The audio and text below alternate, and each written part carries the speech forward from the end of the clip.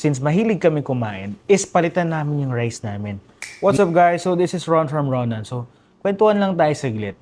So as we all know, I was diagnosed with hypertension few years ago, and then ang uncle and aunties ko is they are diabetic. So na-feel ko na that is something na pwede kong mamana, hereditary.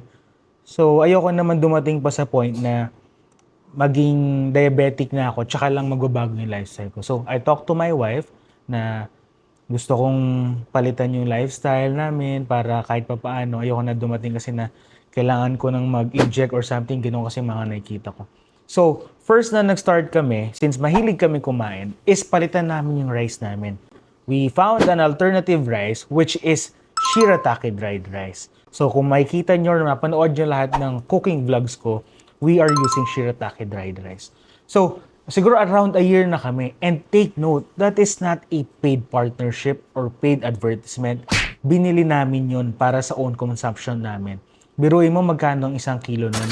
Sobrang mahal. Pero kasi yung benefit na nakikita ko with that one, since mahilig nga kami kumain, is sobrang laki din ng difference with white rice. And then, ayun, as time goes by, bumili kami ng mga shirataki dried rice sa brand 1, brand A, brand B, brand C.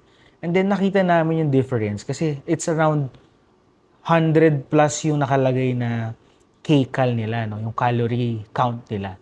Browsing din. So, matagal kami, no? Halos a year kami na bumibili doon sa isang brand na yun, yung red tsaka white. Upon browsing this TikTok shop, nakita ko naman to. So, this is Magic Bowl.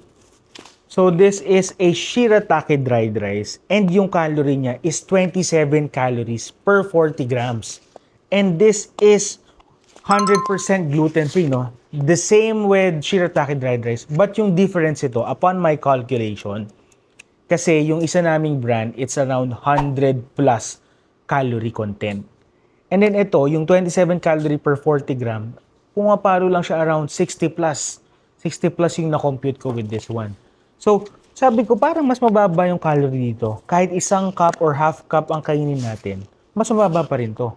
So, in the long term, mas, lalo na sa mga nagka-calorie deficit, so you all know this, mas mababa calories ito. So, mas mataas yung pag-burn natin dito or mas maganda for those people na nagka-calorie deficit or yung CD na tinatawag.